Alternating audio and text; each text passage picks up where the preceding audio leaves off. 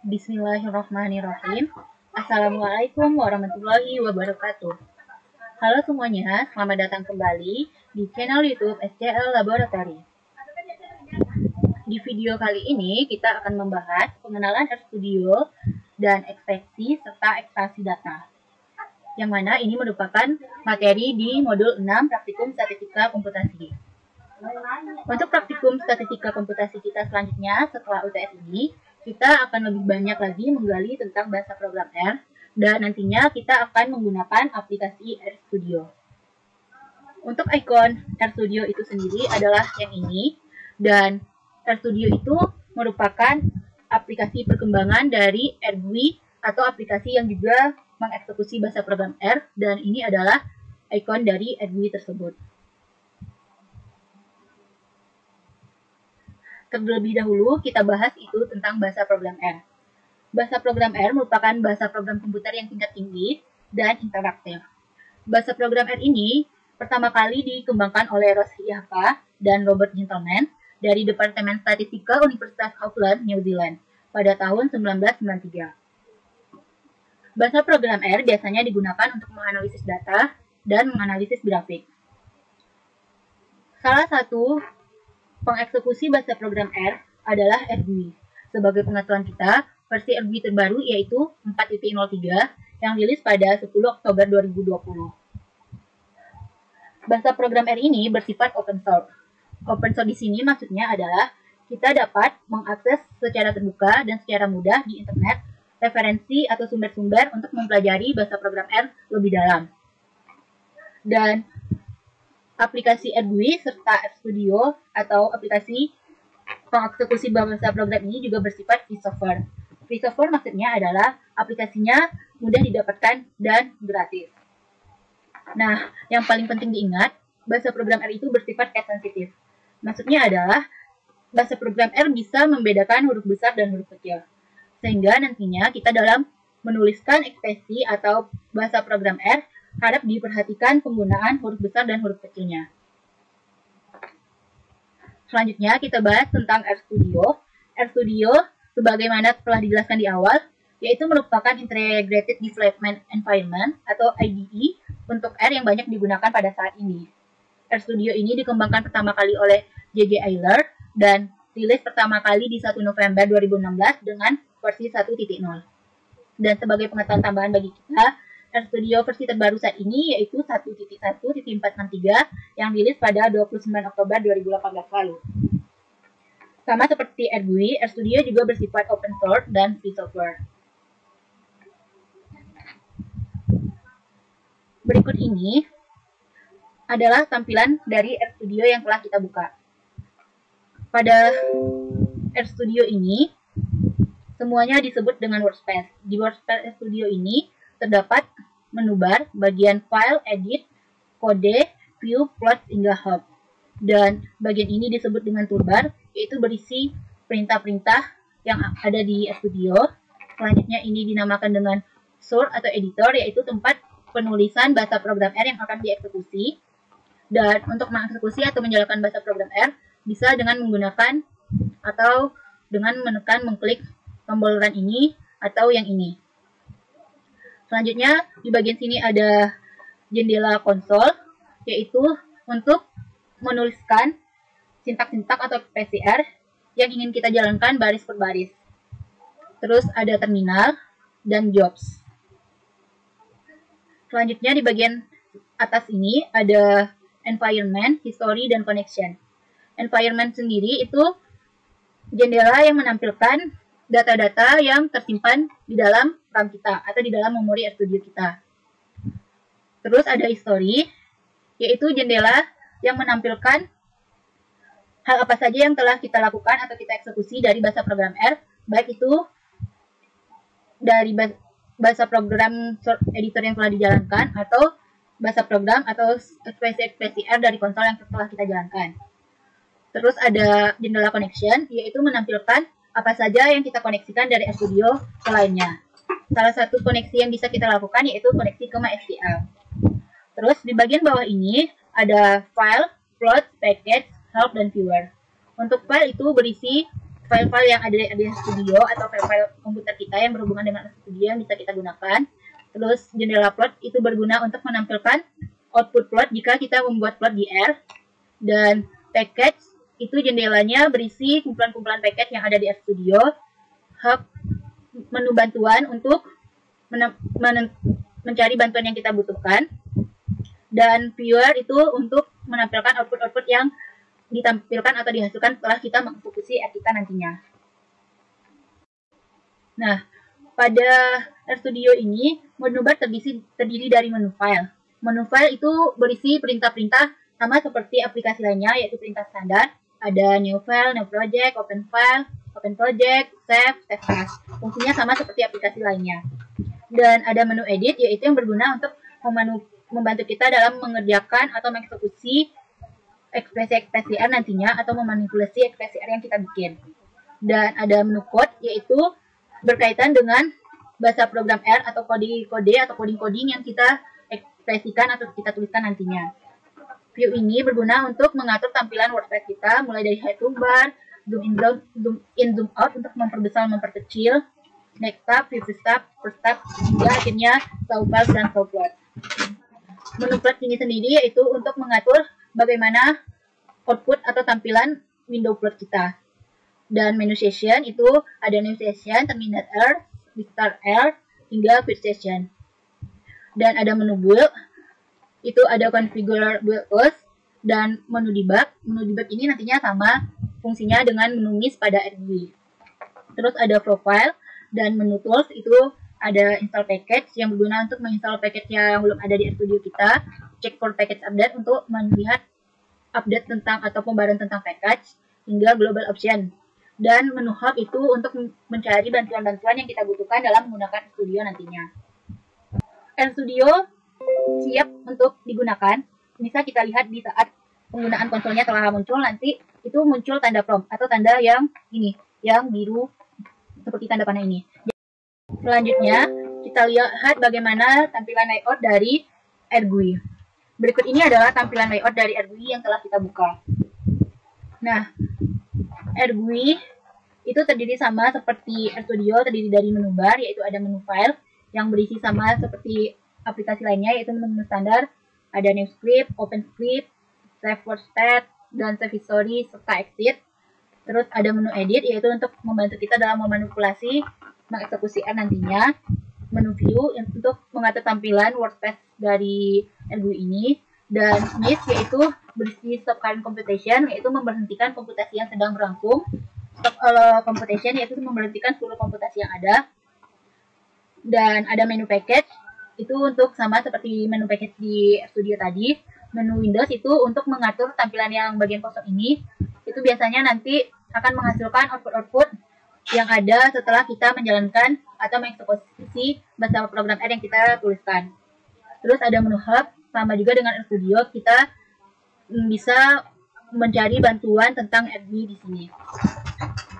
Nah, untuk ini sendiri sama seperti RStudio, namanya adalah R console, yaitu untuk menuliskan bahasa program R untuk kita jalankan satu persatu atau baris per baris.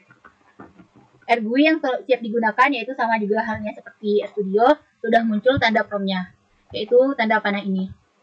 Jika kita di RGUI ingin menuliskan bahasa program terlebih dahulu, untuk membuka source editor-nya, bisa kita klik file, terus new script. Dan di kotak editor tersebut kita dapat menuliskan bahasa program yang akan kita jalankan atau kita eksekusi nantinya. Dan bagian ini juga disebut dengan toolbar. Di RGUI atau RStudio, biasanya setelah awal kita buka aplikasinya, ada beberapa sintaks yang ditampilkan beserta keterangannya. Seperti sintak Q itu untuk keluar dari RGUI atau RStudio, sintak demo untuk menampilkan beberapa demo di RGUI atau RStudio, sintak help itu untuk menampilkan bantuan yang ada di RGUI dan RStudio, help start yaitu untuk menampilkan bantuan di RGUI dan RStudio secara seluruh. Namun tampilannya nanti akan ditampilkan dalam halaman website RGUI atau RStudio. Sehingga kalau kita menggunakan sintak help start untuk eksekusi selanjutnya kita butuh akses internet. Mungkin kita aplikasikan salah satu sintak ini ke RGUI. Kita mengaplikasikan sintak Q pada RGUI. Kita perhatikan bahwa di R console-nya sudah ada tanda prompt, berarti sudah bisa kita gunakan. kita tuliskan sintak Q yang berguna untuk mengeluarkan RGUI. Untuk menjalankan atau mengeksekusi sintak Q, kita bisa menekan tombol Enter. Dan muncul dialog box yang menanyakan apakah kita ingin menyimpan pekerjaan R kita ini atau tidak. Karena kita tidak melakukan apa-apa, kita bisa menekan no atau tidak menyimpannya. Nah, keluarlah RGUI tadi. Selanjutnya kita bahas tentang tipe data yang ada pada R. Pada R ini, tipe data ada logical, numerik, integer, kompleks, karakter, faktor, dan row. Untuk logical itu sendiri biasanya bersifat boolean yang berisi nilai true atau false. Dan numerik itu tipe data yang mengandung angka, integer itu bilangan bulat, kompleks itu bilangan kompleks, karakter itu berupa karakter atau string. Dan untuk penulisan tipe data karakter di R, itu mohon diperhatikan, kita mendefinisikan atau menulisnya diapit dalam tanda apostrof atau tanda kutip 2. Selanjutnya ada tipe faktor, yaitu tipe yang berupa numerik atau string, dan tipe row, yaitu semua jenis data yang bisa disimpan dalam row batch. Untuk menentukan suatu data itu bertipe apa pada R, kita menggunakan sintak class atau mode. Pada R ini, biasanya data dikenal dengan istilah objek. Ada yang menamakan objek atau ada yang menamakan data. Untuk objek atau data pada R, itu ada yang bernilai missing value. Missing value di sini didefinisikan dengan NA, yaitu not available, atau NaN itu not a number.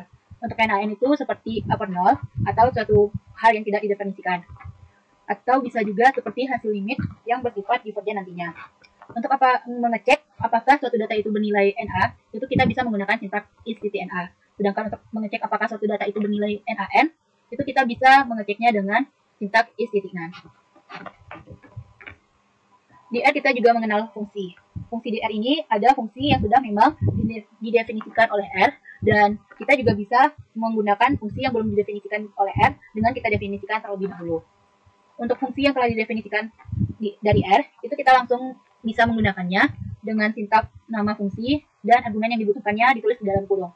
Biasanya nama fungsi ini di R itu ditulis dalam bentuk bahasa Inggrisnya. Untuk contoh fungsi yang sudah ada di R bisa dilihat seperti di bawah ini. Ada sum untuk menjumlahkan semua data, sqrt untuk menentukan akar, rank untuk menentukan wilayah, min untuk menentukan rata-rata, dan begitu seterusnya hingga stem. Sedangkan fungsi yang tidak ada di R dan kita membutuhkan fungsi tersebut, kita bisa mendefinisikannya terlebih dahulu dengan bentuk umum fungsi yang ada di kotak ini, yaitu nama fungsi. Kita set dia sebagai nama fungsi dengan menggunakan tanda panah atau boleh juga sama dengan, terus function, argumen yang dibutuhkan atau variabel yang dibutuhkan di dalam fungsi, terus persamaan-persamaan yang dibutuhkan sesuai fungsi yang kita inginkan. Setelah kita definisikan misalnya suatu fungsi dan kita ingin melihat isi fungsi tersebut, kita bisa melihatnya dengan sintak nama fungsi yang sudah kita definisikan. Dan misalnya fungsi telah kita definisikan tersebut salah, kita bisa mengeditnya kembali dengan sintak edit. Mungkin untuk lebih jelasnya bisa dilihat di contoh berikut ini. Terlebih dahulu kita jelaskan bagaimana men-set suatu variabel atau mendefinisikan suatu variabel. Nah, yang untuk bagian pertama ini, misalkan kita ingin men-set variabel G itu bernilai 4913. Jadi, cara menulis ekspresi R atau bahasa programnya untuk variabel itu kita bisa menggunakan tanda kecil terus kurang atau tanda sama dengan seperti A. Jadi, ini untuk men-set suatu variabel. Jadi untuk yang pertama ini kita menyimpan si G itu bernilai 4913 dan yang untuk A ini kita menyimpan nilai 123. Untuk menampilkannya kita bisa memanggil variabel tersebut seperti G yaitu 4913 dan begitu juga kita saat panggil A maka muncul 123. Untuk menjalankannya kita tulis dulu di konsol satu persatu, nanti kita tekan enter setelah kita menuliskannya. Nah, untuk yang ditanda dalam kurung ini, yang satu ini, itu menyatakan baris datanya. Atau mungkin lebih jelas nanti di saat kita membuat barisan misalnya yang panjangnya ada 10 buah, 100 buah. Nah, selanjutnya sintak ls atau fungsi ls itu berguna untuk melihat variabel apa saja atau data apa saja yang disimpan di direktori kita. Nah, tadi kita sudah mendefinisikan G dan A, sehingga saat kita menggunakan sintak ls akan muncul A dan G, karena A dan G sudah kita simpan di direktori kita. Selanjutnya, sintak rm atau fungsi rm itu untuk menghapus variabel yang telah kita definisikan. Misalkan kita mau menghapus variabel A atau mau menghapus nilai A sama dengan 123 dari direktori kita. Sehingga kita membuat sintak rm dalam kurung A. Dan kita periksa kembali sintak variabel apa saja atau nilai apa saja yang masih disimpan di direktori kita dengan fungsi ls atau sintak ls. lihat bahwasanya tinggal G saja. Kemudian untuk logika membaca program R ini hampir sama dengan bahasa program Pascal yang telah kita pelajari terlebih dahulu. Pada R, objek atau data bisa dibentuk dalam vektor. Untuk membuat vektor itu sendiri, kita bisa menggunakan sintaks C dalam kurung data yang dibutuhkan. Mungkin ini, mohon maaf disalah, ini adalah C kurung, tidak ada L-nya. C ini kepanjangannya adalah concatenate yang artinya menggabungkan. Dan bisa kita gunakan sintaks atau fungsi sec, yaitu sequence kepanjangannya yang membuat kayak barisan. Untuk sec itu nanti bentuk umumnya nilai awal, yaitu data awal barisan atau vektor pertama kita, terus nilai akhir yaitu data terakhir dari vektor kita, dan interval. Interval ini bisa diisi dengan jarak dari setiap vektor kita atau jarak dari barisan, dan bisa kita isi dengan length, yaitu panjang vektor kita berapa. Dan rep yaitu untuk kasus penginputan data atau pembuatan vektor yang berisi datanya ada pengulangan, dengan sintaks umumnya yaitu x adalah datanya, times ini pengulangannya, dan its ini untuk mengargumenkan berapa kali X dimunculkan atau suatu perintah untuk mengekspresikan X. Dan ada sintaks scan atau fungsi scan, yaitu membuat vektor dengan menginput sendiri datanya. Mungkin untuk pengaplikasian yang sintaks keempat ini bisa dilihat di contoh untuk lebih jelasnya. Jadi kita mengenal kalau data atau objek di R bisa disimpan dalam bentuk vektor. Untuk pengaplikasiannya kita pertama kali menggunakan sintaks atau fungsi C. Jadi misalkan kita ingin membuat vektor X yang berisi 1, 3, 7, 8. Sehingga kita bisa menggunakan sintaks seperti ini. X kecil kurang C 1378. Nah, terus kita panggil sehingga muncullah vektor 1378. Nah, untuk operasi pada vektor itu atau fungsi pada vektor bisa kita gunakan seperti X kali 2. X kali 2 di sini maksudnya yaitu mengalikan setiap vektor anggota vektor ini dengan 2. Sehingga menghasilkan 2, 6, 14, dan 16. Dan SQRT yaitu mengatakan vektor X masing-masing dari anggota vektor X sehingga diperoleh 1, yaitu asal dari akar 1, terus 1,73251 asal dari akar 3, dan seterusnya hingga 2,828 hasil dari akar 8. Dan sum itu menjumlahkan semua elemen-elemen vektor, berarti kita menjumlahkan 1, tambah 3, tambah 7, tambah 8, sehingga hasilnya 19. Kemudian menghitung rata-rata dari vektor, berarti menghitung rata-rata dari 1, 3, 7, 8, diperolehlah 4,75. Dan rank itu menentukan wilayah. Berbeda dengan statistik biasanya, kalau rank di rumus statistik biasanya yaitu nilai maksimum dikurang minimum. Tetapi pada R, kalau kita menggunakan sintaks rank, dia tetap menentukan wilayah, akan tetapi akan dihasilkan nanti adalah minimum data dan maksimum data. Dari 1378 kita ketahui minimumnya 1 dan maksimumnya 8, sehingga rank X adalah 1 dan 8. Nah, tadi kita juga menyinggung fungsi yang tidak ada di R. Misalkan kita ingin mencari akar pangkat 3 dari suatu data atau suatu nilai. Akar pangkat 3 dari suatu nilai tersebut tidak ada fungsinya di dalam RStudio. Sehingga kita definisikanlah terlebih dahulu suatu fungsi untuk menentukan akar pangkat 3. Nah, kita beri misalkan nama fungsinya akar pangkat 3, terus function X, akar pangkat 3 dari X itu sama dengan X pangkat 1/3. Nah, kita aplikasikan, misalkan kita mau mencari akar pangkat 3 dari 8. Sehingga X-nya kita set sama 8, atau kita boleh langsung tulis argumennya dalam kurung langsung 8. Akar pangkat 3 dari 8 kita ketahui adalah 2, sehingga juga di R juga sama diperoleh 2. Atau juga bisa kita mencari akar pangkat 3 dari setiap anggota vektor, yaitu 1827. Ini artinya adalah mengakarkan pangkat 3 masing-masing isi vektornya. Yang pertama, akar pangkat 3 dari 1, yaitu 1. Akar pangkat 3 dari 8, yaitu 2. Akar pangkat 3 dari 27, yaitu 3. Selanjutnya, kita bisa juga membuat satu fungsi untuk menentukan apakah satu data itu bernilai minimum dari data yang ada atau tidak. Jadi, untuk sintaksnya, kita misalkan nama fungsinya is_min function x, apakah x sama dengan minimum x. Di sini kita menggunakan operator relasi. Atau mungkin lebih jelasnya nanti bisa dilihat di slide selanjutnya. Nah, misalkan kita ingin mengedit atau pertama melihat fungsi isi is_min ini. Sehingga untuk melihatnya itu kita sesuai yang telah dijelaskan tadi, kita hanya memanggil namanya saja, is_min. Nah, inilah isi fungsi dari is_min, yaitu x sama dengan x. Dan untuk mengedit fungsi is_min, misalkan kita mau merubah jika apakah data itu data terbesar dari yang data ada. Kita bisa merubah dengan sintaks. Misalkan kita juga mau merubah namanya dengan ismax, berarti kita set sebagai ismax edit is_min. Kita eksekusi, maka muncul kotak dialog edit. Nah, kita edit, karena kita mau mencari apakah data itu data terbesar dari data yang ada, kita gunakan fungsi max. Terus kita save. Contoh lain kita untuk mendefinisikan vektor, itu misalkan kita mau mendefinisikan vektor Y yang berisi vektornya 1 sampai 6, yaitu 1, 2, 3, 4, 5, 6. Nah, kita bisa menggunakan sintaks Y kita set dengan 1.6. Ini titik 2 ini sama atau ekuivalen fungsinya dengan sintaks sequence, yaitu membuat barisan dari 1 sampai 6 dengan intervalnya 1. Nah, atau jaraknya 1. Kita panggil Y, kita lihat maka terbuatlah vektor 1, 2, 3, 4, 5, 6. Selanjutnya Y 1.6 ini, yang ini bisa kita bikin dalam bentuk ekspresi Y, kita set dengan C 1,2 hingga seterusnya 0,6. Atau juga bisa kita tulis dalam bentuk Y, kita set sebagai sequence dengan nilai awalnya 1 dan nilai akhirnya 6 dengan interval yaitu jaraknya 1. Nah, misalkan kita punya vektor X yaitu 3, 2, 6, 4, 5, 2, 7, 8, 5, 7 dan kita ingin mengurutkan vektor tersebut atau mengurutkan data-data yang ada di vektor. Kita bisa menggunakan sintaks sort di sana kalau kita ingin mengurutkan data-data yang ada di vektor. Nah, pertama kita definisikan dulu atau kita set vektor X-nya yaitu dengan C 3,264 hingga seterusnya 857. Terus kita urutkan, maka kita menggunakan sintaks sort X. Maka didapatkanlah data yang telah diurutkan yaitu 22, 34, 55, 6 hingga 8. Selain vektor, objek di R juga ada berupa matriks. Untuk mendefinisikan matriks di R, kita bisa menggunakan sintaks atau bentuk umumnya yaitu matriks, data, n row banyak baris, n col banyak kolom.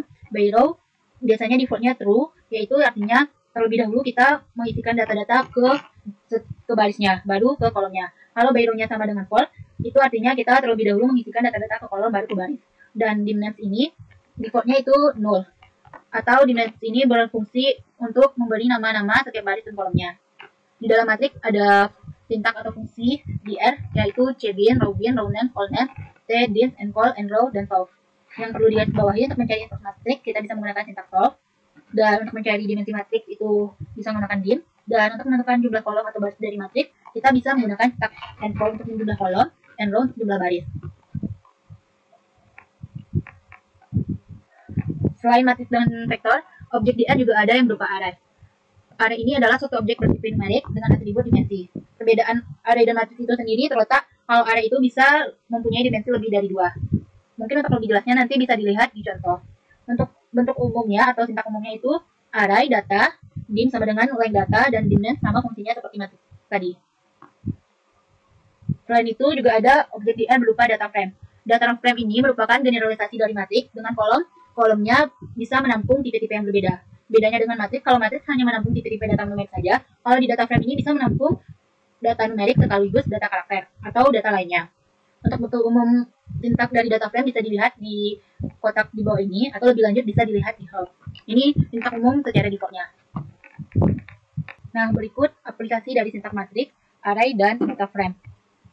Yang pertama, kita perhatikan contoh untuk pengaplikasian sintaks matriks. Misalkan kita definisikan atau kita tulis matriks A itu berisi 2, 3, 1, 5, 3, 8. Sehingga untuk menulisnya A sama dengan matriks C 2, 3, 1, 5, 3, 8. Dan barisnya itu kita bikin 2 kali 3. Maka barisnya kita set sama dengan 2. Dan boleh kita tidak mendefinisikan encol lagi. Dan dia akan otomatis langsung terhitung 3. Dan kita mengisinya pertama baris per baris. Sehingga terlebih dahulu data 2, 3, 1, 5, 3, 8 ini isinya baris per baris. Sehingga 2, 3, 1, 5, 3, 8. Kalau misalnya dia beronya sama dengan false, maka akan menjadi 2, 3, 1, 5, 3, 8. Dan misalnya kita men-set suatu X, yaitu array dari 1 sampai 24 dengan dimensinya 2, 3, 4. Nah, bisa dilihat perbedaannya, maka X dari array dari X tadi berupa seperti ini. Nah, yang ini yang menyatakan baris kolom tadi, seperti yang di awal menyatakan baris kolom. Nah, untuk matriks coba perhatikan, ini menyatakan adalah kolom ke-1 dan ini menyatakan barisnya. Karena di sini baris 1 dan kolom 1, sehingga yang 2 ini adalah baris 1, kolom ke-1 nilainya 2. Sama juga array ini menyatakan kolom, yang bagian sebelah sini, dan bagian sebelah sini menyatakan barisnya. Dan ini merupakan dimensinya. Bisa dilihat perbedaan array dan matriks. Nah, terus kita misalkan men-set X itu adalah suatu data frame yang berisi nama dan berat. Atau kita misalkan ingin membuat suatu tabel data, yaitu tabel data berat suatu kelas misalnya. Jadi di kelas itu ada siswa dengan nama A, B, dan C dengan berat 45, 70, dan 57.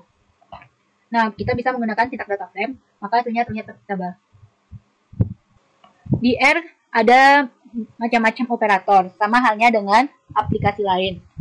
Yang pertama ada operator aritmatika, yaitu sama seperti operator biasa, yaitu untuk kalkulasi matematika, ada operator penjumlahan, pengurangan, perkalian, sama juga dengan biasanya menggunakan bintang, pembagian, pangkat, dan ini adalah operator modulus atau mod, dan ini operator hasil pembagian bilangan bulatnya atau operator div.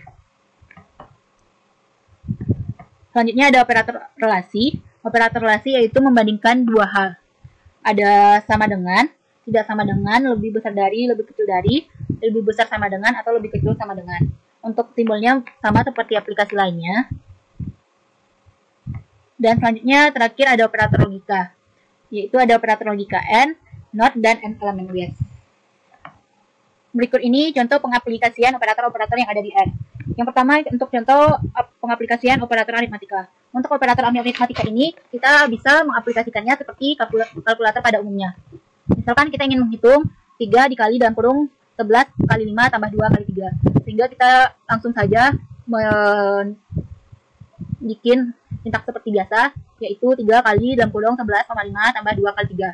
Untuk pengerjaan atau pembacaan programnya, di R itu kekuatannya sama seperti biasanya, yaitu menggunakan kata baku, kali, bagi, tambah, kurang, dan akan membaca terlebih dahulu yang ada di dalam kurung, sehingga menghasilkan 41,4.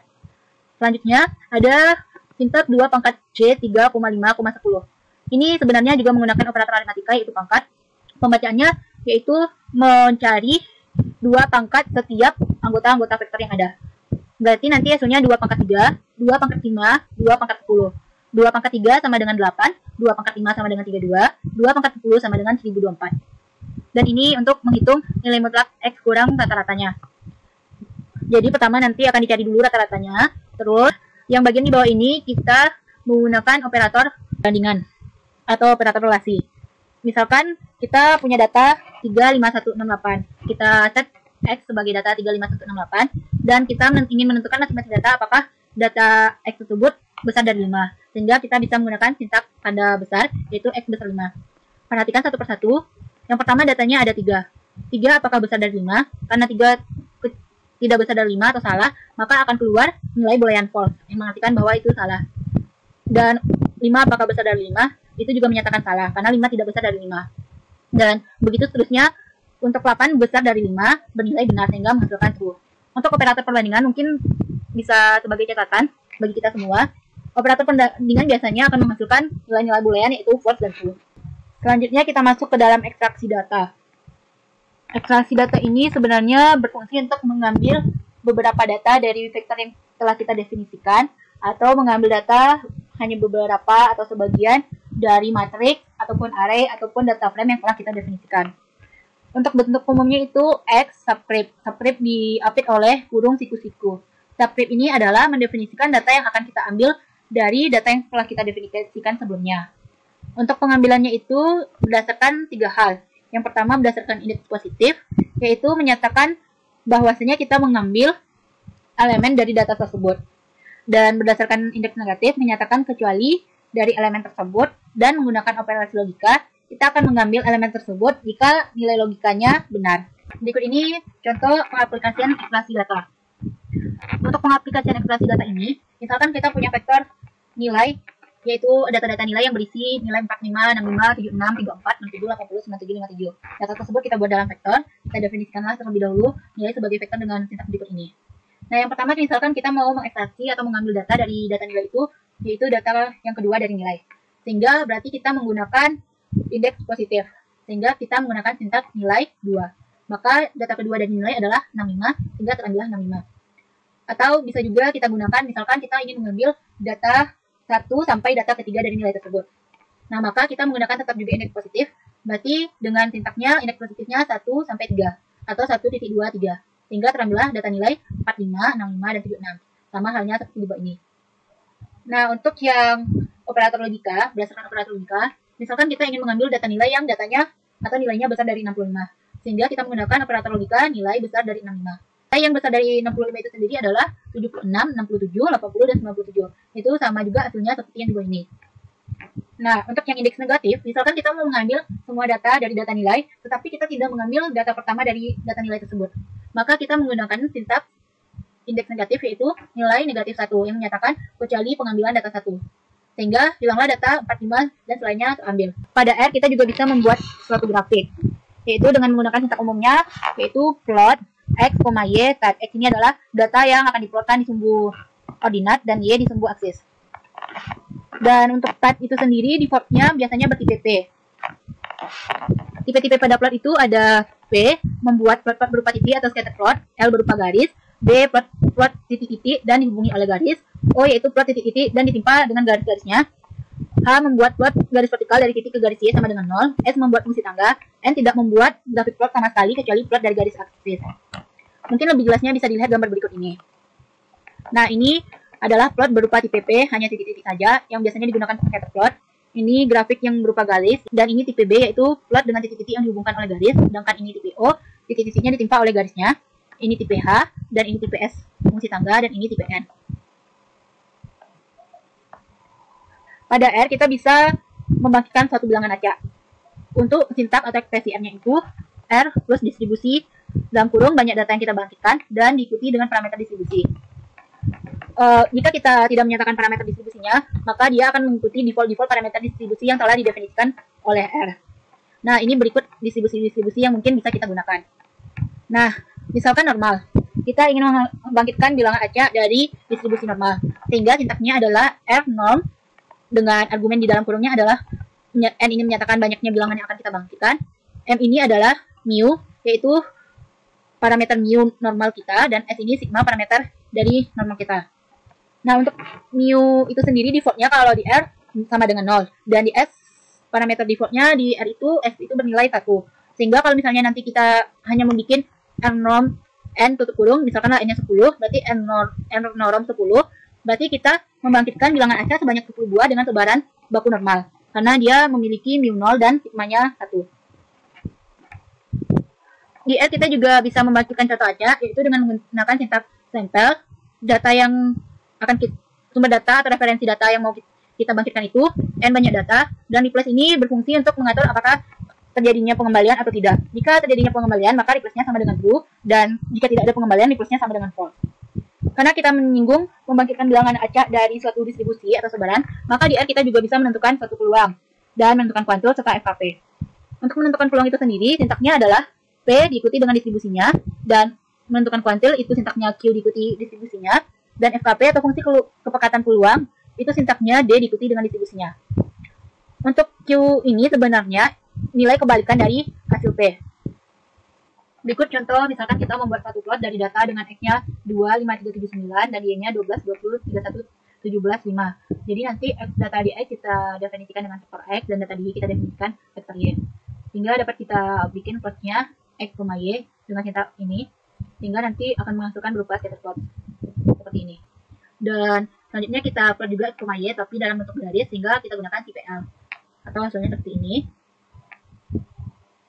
Misalkan kita ingin membuat satu plot fungsi sin X dengan interval X-nya adalah min 4pi sampai 4pi, dengan panjang data X-nya adalah 500. Nah, pertama kita definisikan dulu X-nya. Kita ketahui tadi interval X-nya adalah min 4pi sampai 4pi dengan panjangnya 500. Berarti kita bisa menggunakan sintak sekuen, kita set X sama dengan sekuen, atau boleh juga pakai tanda panah kecil kurang sekuen.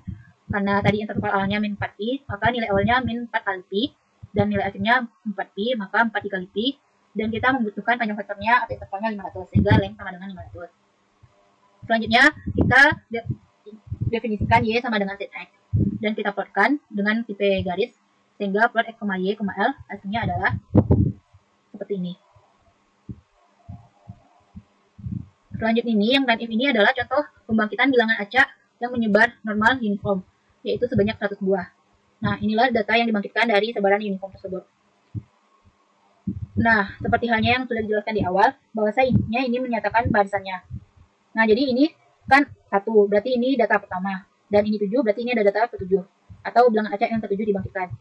Kita ketahui kalau dihitung ke samping kan ada 6 bilangan acak. 1, 2, 3, 4, 5, 6. Dan ini juga barisnya ke bawah, yang seperti dijelaskan di awal.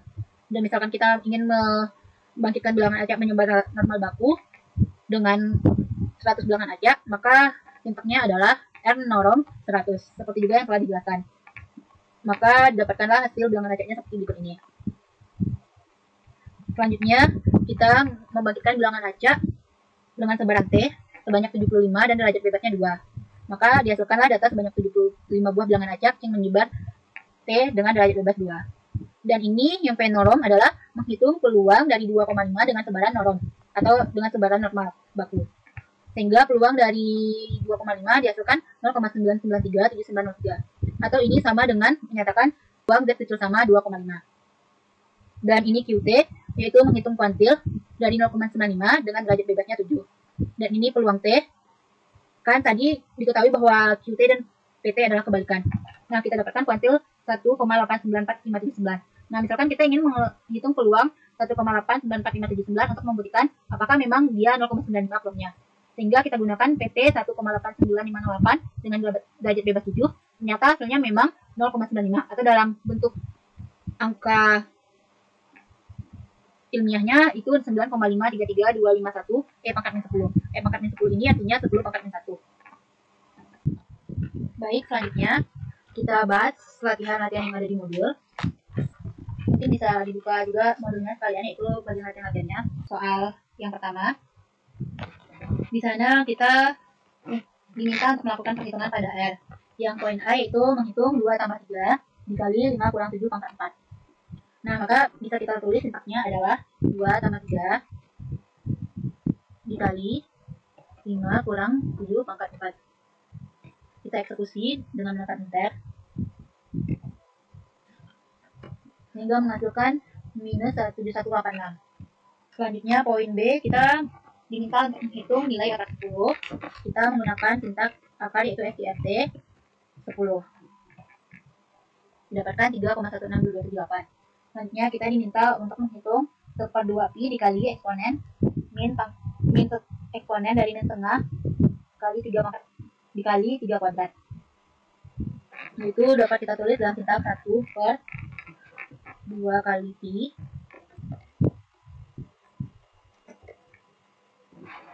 dikali eksponen pangkat min tengah dikali 3 pangkat 2. Kita eksekusi, didapatkanlah nilainya 0,00176852. Selanjutnya poin D diminta untuk menghitung 7 kurang 5 dibagi 8 kurang 3 pangkat 2. Didapatkan 0,08. Kita masuk ke pembahasan soal 2. Yang pertama di poin A, kita meminta untuk menyimpan vektor dengan elemen-elemen yang ada di soal di dalam objek X. Atau kita diminta membuat vektor tersebut dalam vektor X. Sehingga dapat kita bikin sintaksnya X sama dengan, boleh kita menggunakan sama dengan, boleh kita menggunakan tanda kecil kurang.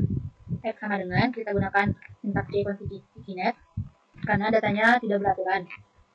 Sehingga kita input satu persatu, 3 min 1, 7, 10, 8, 5, 4, 0, 6, min 3.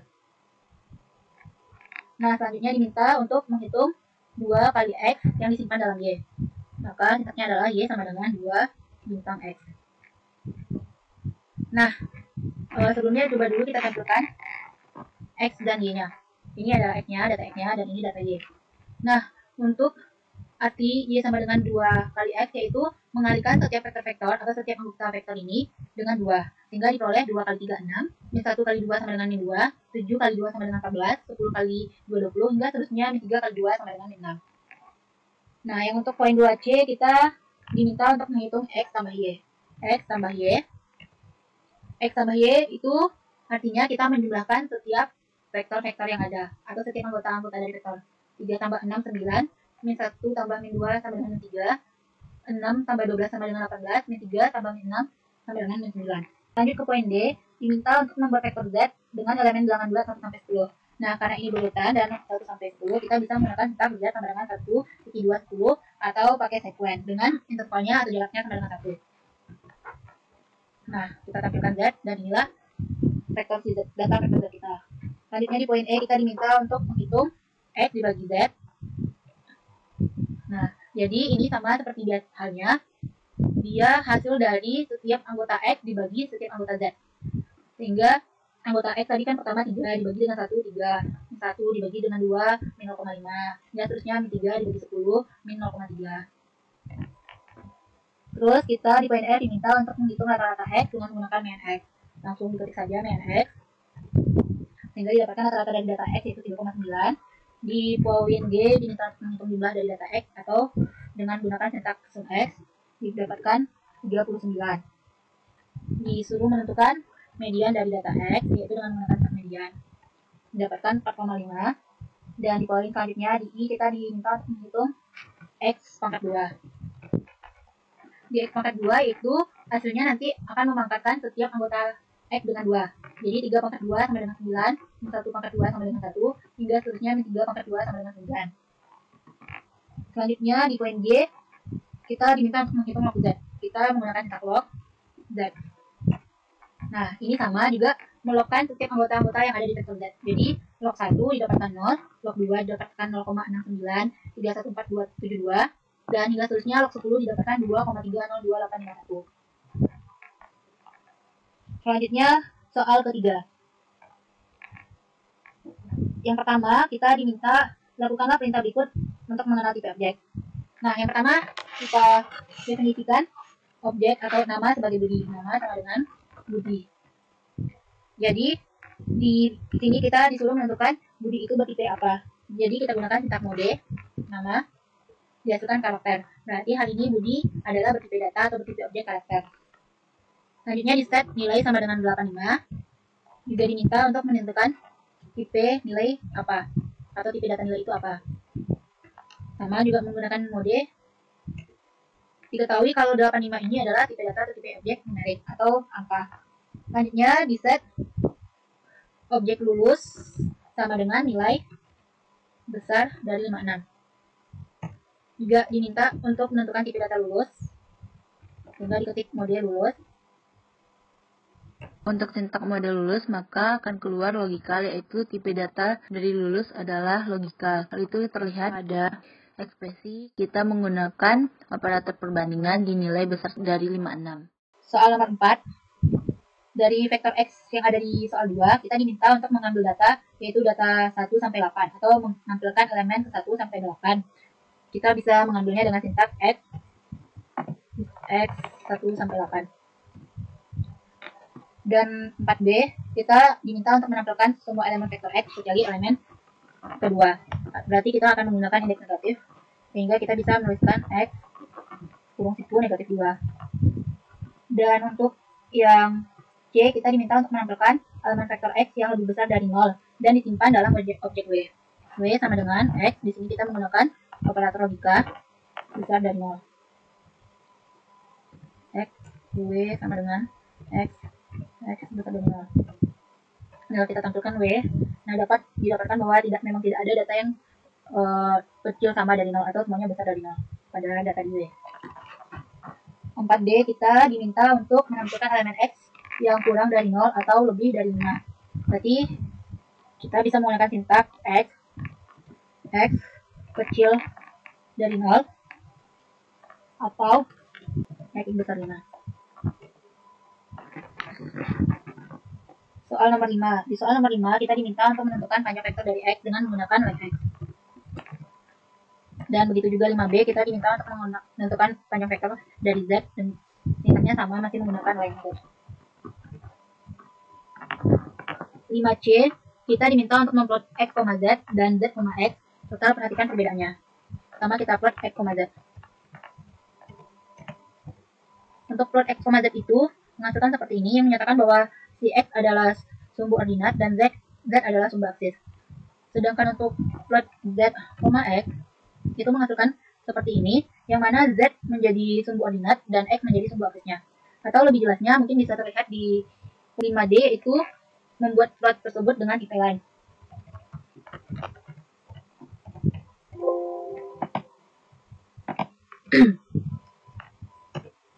Ini yang untuk plot X, Z dengan tipe line, dan ini yang untuk plot Z, X tipe line.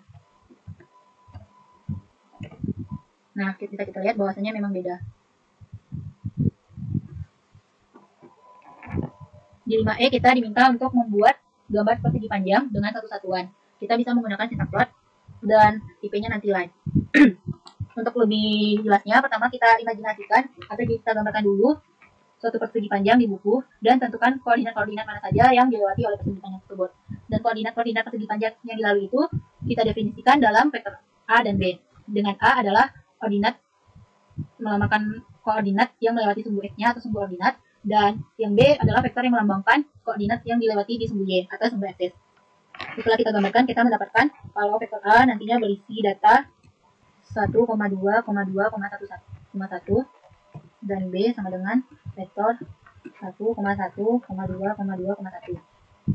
Untuk vektor A sama B ini artinya bahwasanya persegi panjang yang akan kita buat itu persegi panjang 1,1 itu melewati koordinat 1,1, 2,1, 2,2, 1,2, dan 1,1. Mungkin lebih jelasnya kita buatkan terlebih dahulu atau kita buat gambarnya.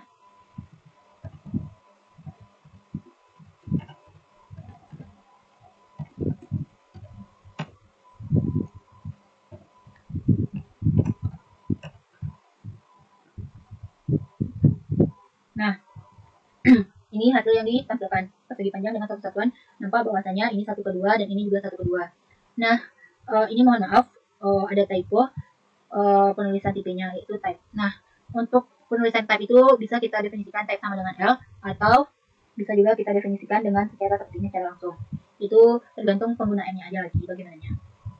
Soal nomor 6. Diketahui bahwa kurva normal atau sebelah normal itu grafiknya dari fungsi kepekatan peluang dengan fx sama dengan 1/2 pi kali sigma dikali eksponen min setengah dikali x kurang mu per sigma dikuadratkan. Yang 6a, kita diminta buat fungsi kepekatan peluang tersebut dengan nama fungsinya adalah normal. Sehingga sintaknya normal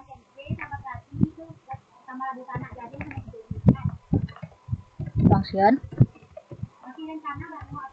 x, dalam kurung adalah argumen-argumen atau atribut atau variabel yang kita butuhkan.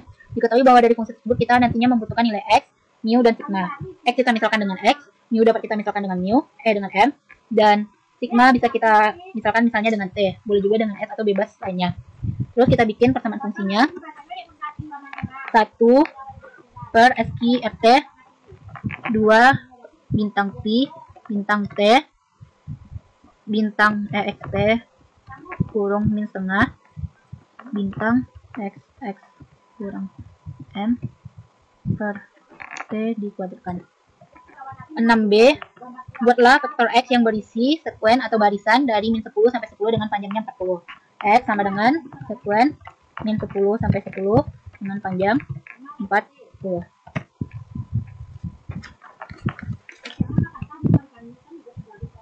6c, buatlah vektor y yang berisi nilai fungsi fx atau fungsi kepekatan peluang sebelah normal tadi, dan ambil mu sama dengan 4 dan sigma sama dengan 2.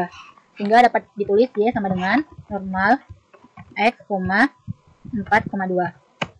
Di 6e kita diminta membuat kurva normal tersebut atau membuat x, y untuk melihat apakah memang dia sebelah normal atau tidak.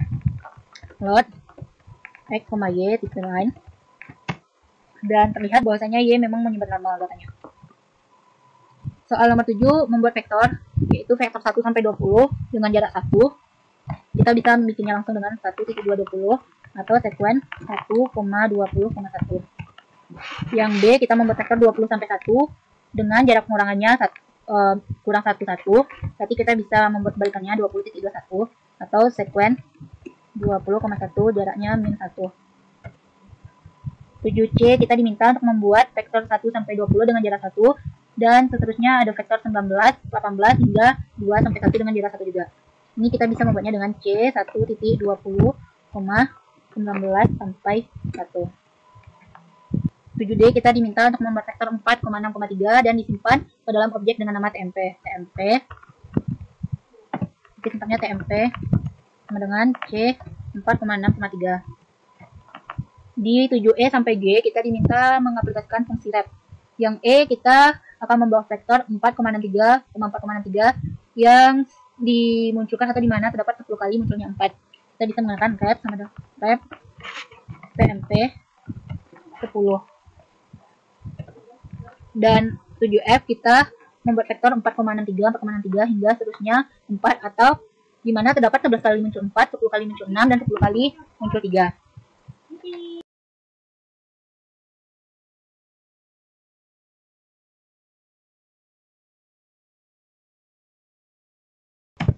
Dan yang untuk G itu 4,4, seterusnya 4, 6,6 hingga seterusnya 6, 3,3 hingga seterusnya 3, atau munculnya 10 kali muncul 4, 20 kali muncul 6, dan 30 kali muncul 3.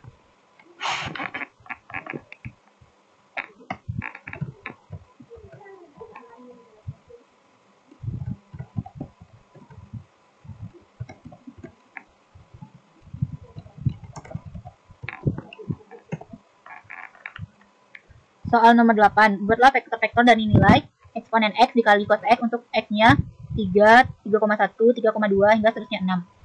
Perhatikan bahwasanya X-nya itu adalah vektor 3 sampai X-nya bernilai 3 sampai 6 dengan jarak 0,1. Kita definisikan dulu X-nya sama dengan menggunakan sekuen 3,6 jarak 0,1. Dan vektornya eksponen X dikali cos X.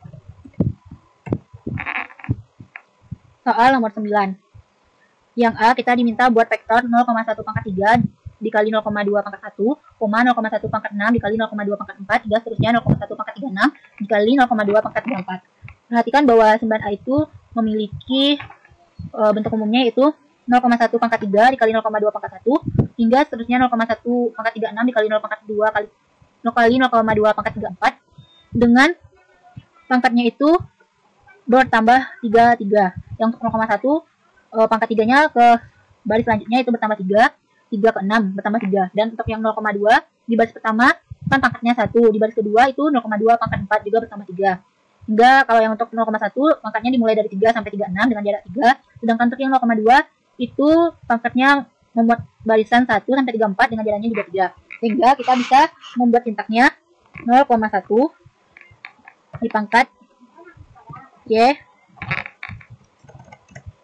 diulangi 0,1 pangkat sekuen 3,36,3 dikali 0,2 pangkat sekuen 1,34 jarak 3. Selanjutnya 9B, yaitu kita membuat vektor 2,2 pangkat 2 per 2, 2 pangkat 3 per 3, seterusnya 2 pangkat 25 per 25. Diketahui bahwasannya dia sama seperti 9A, dia juga memiliki keunikan.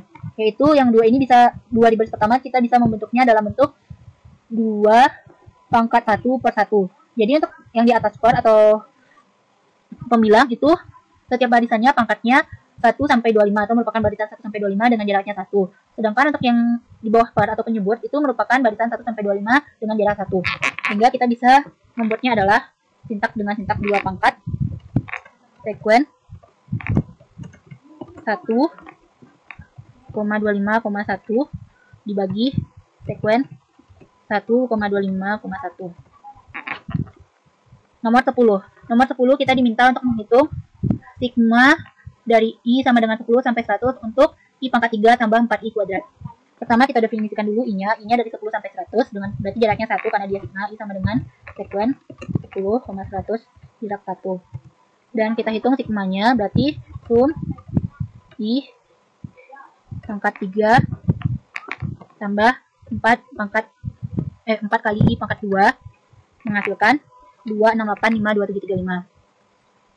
Untuk nomor 11, misalkan ada satu matriks A yang berisi 1, 1, 3, 5, 2, 6, 2, 1, 3.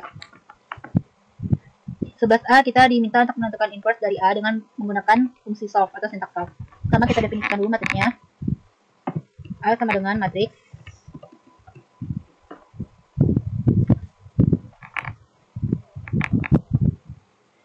C1, 1,3, 5,2,6, 2,3,3,3.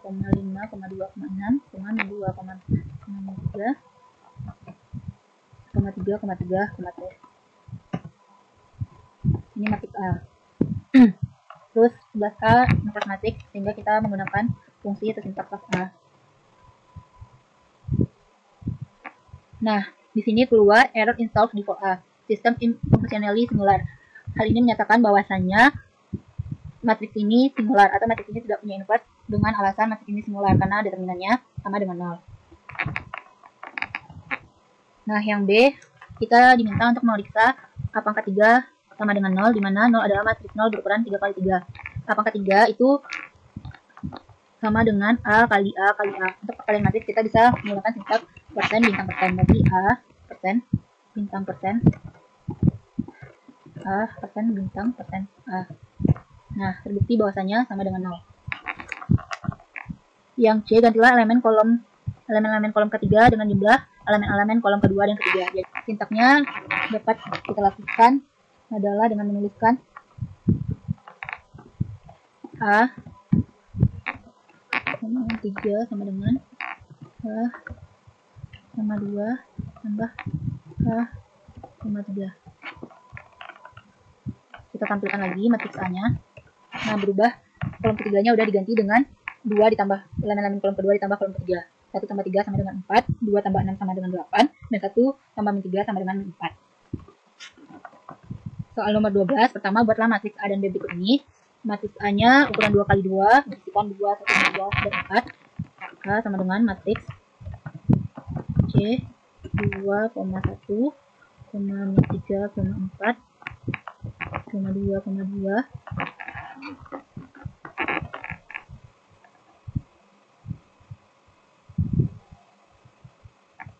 Oke. Dan B sama dengan matriks C 3,2, 5,1, 2,2, C. Nah, berikut ini matriks A dan berikut ini matriks B. Selanjutnya lakukan A bintang A. Operasi apakah yang terjadi? A bintang A. Operasi A bintang A itu adalah operasi yang terjadi mengalihkan elemen-elemen masing-masing elemennya. Artinya, misalnya elemen 1 baris 1 dari A nanti akan dikalikan dengan elemen 1 dan elemen baris 1 dan kolom 1 dari A juga. Sehingga nanti didapatkan 2 kali 2 sama dengan 4, 1 kali 1 sama dengan 1, min 3 kali min 3 sama dengan 9, 4 kali 4 sama dengan 16. Nah, selanjutnya di soal nomor 13, buatlah vektor X sama dengan 0 sampai 4. Ini vektor X-nya. Dan lakukan operasi X persen O persen X. Nah, ini hasilnya. Dan di soal ditanya juga, jelaskan operasi apa yang terjadi. Operasi persen O persen X ini sebenarnya sama pada fungsi di soal 14, yaitu outer, dengan menggunakan operator bintang. Outer ini adalah hasil kali luar pada aljabar. Mungkin untuk lebih jelasnya bisa di internet apa itu definisi hasil kali luar. Nah, yang 14, buatlah matriks berikut menggunakan fungsi tersebut dengan menggunakan outer. Berarti sintaknya adalah outer X, X, 1, operatornya tambah. Nah, maka dihasilkan matriks yang sama. Soal nomor 15, kita diminta untuk membuat matriks B yang terdiri dari 5 baris, dengan kolom pertama isinya 10, dan kolom kedua isinya semuanya 10, kolom ketiga isinya semuanya 10. Dengan sintak B sama dengan matriks C rep 10,15, rep min 10,15, rep 10,15, banyak baris 15, banyak kolom 3, F. Selanjutnya diminta untuk menghitung perkalian B transpose kali B. Kita definisikan terlebih dahulu. B transpose-nya yaitu dengan menempatkan jumlah baris kolomnya dan mengganti by row-nya menjadi true.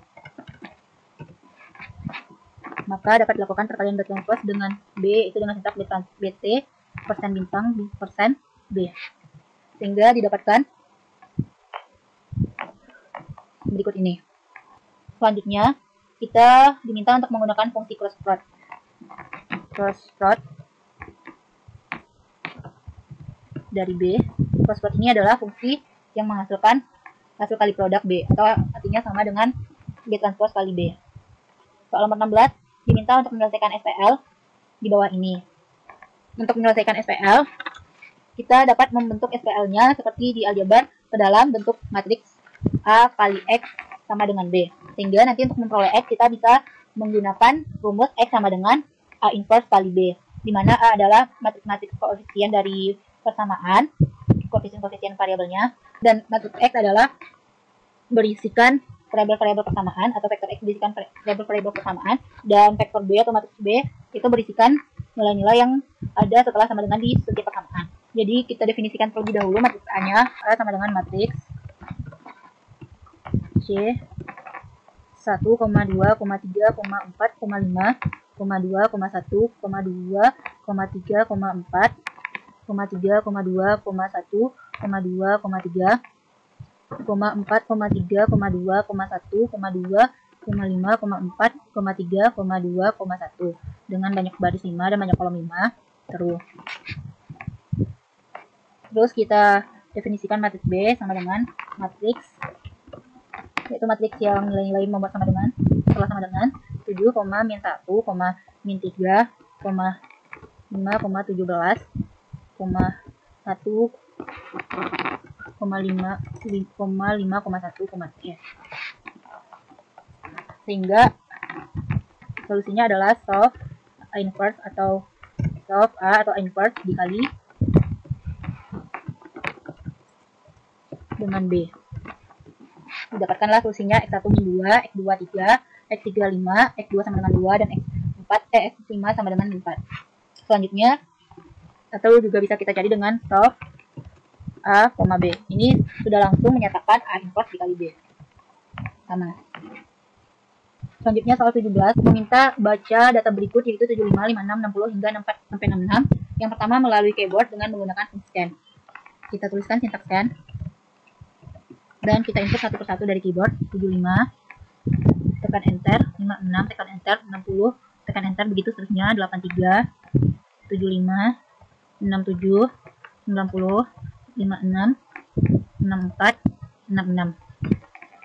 Tekan enter. Kalau sudah selesai kita tekan enter 2 kali hingga nanti memunculkan 10 item, berarti membaca data kita sebanyak 10 buah. Selanjutnya membaca file dari ASCII. Salah satu contoh file dari ASCII adalah file txt atau file text. Pertama, kita buat dulu file text dari data tersebut di file text, yaitu misalkan salah satunya kita bikin dari Notepad. Sebelum itu kita harus mengetahui penyimpanan direktori kita yang kita gunakan agar satu tempat penyimpanan. Untuk mengetahui tempat penyimpanan direktori kita yang kita pakai saat ini, kita gunakan dengan fungsi getWD. Nah, di sini diketahui bahwasanya kita menyimpan atau direktori yang kita gunakan yaitu di C user document. Atau kita bisa juga mengganti atau mengubah direktori kita dengan sintaks setwd, setwd. Nah, baik, pertama kita buka dulu Notepad.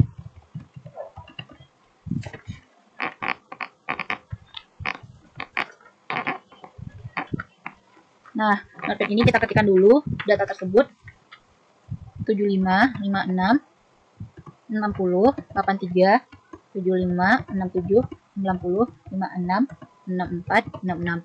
Dan Notepad ini atau file text ini kita simpan di direktori yang sama dengan RStudio kita. Save. Kita simpan di C, yaitu di dokumen. Kita simpan dengan nama misalkan modul 6, nomor 17B. Save. Nah, selanjutnya untuk membaca file text yang telah kita simpan tadi, kita bisa menggunakan sintaks scan. Scan nama filenya, karena dia sudah satu direktori, maka langsung saja nama file itu modul 6 nomor 17b.txt. Maka akan keluar data tersebut dan banyak datanya terbaca adalah 10 buah. Soal 18, misalkan kita ingin membaca data dari suatu data txt yang sudah disimpan dengan menggunakan sintaks .tabel. Ini datanya, ada 9 data, yaitu ada berisi nama, matematika, dan fisika. Maka untuk membacanya kita misalkan menyimpan datanya itu di dalam variabel H sama dengan read .tabel, nama filenya langsung saja karena sudah kita menyimpannya di tempat default direktori yang sama, yaitu modul 6 nomor 18.txt. Nanti kita tulisnya di dalam modul 6 nomor 18.txt. Headernya true. Selanjutnya buatlah diagram pencah dengan sumbu data, nilai matematika, dan sumbu juga nilai fisika. Berarti kita menggunakan sintaks plot H, H,4. Maka plot yang dihasilkan adalah seperti ini. Dengan ini adalah nilai dari matematika dan ini adalah nilai dari fisika. Untuk melihat datanya bisa kita panggil H saja. Akhirnya setelah dieksekusi, maka akan muncul data tabel yang ada di. Sekian pembahasan materi kita pada video ini dan pada praktikum modul 6 ini. Untuk referensi yang bisa digunakan untuk mempelajari R lebih lanjut atau materi-materi tadi diambil dari 2 referensi ini, mungkin bisa diambil di internet, dan banyak lagi referensi-referensi lainnya yang membahas tentang bahasa program R maupun melalui atau penggunaan aplikasi RGUI ataupun RStudio. Sekian dari kami. Terima kasih sudah menonton. Selamat belajar. Sampai jumpa di video kami selanjutnya. Assalamualaikum warahmatullahi wabarakatuh.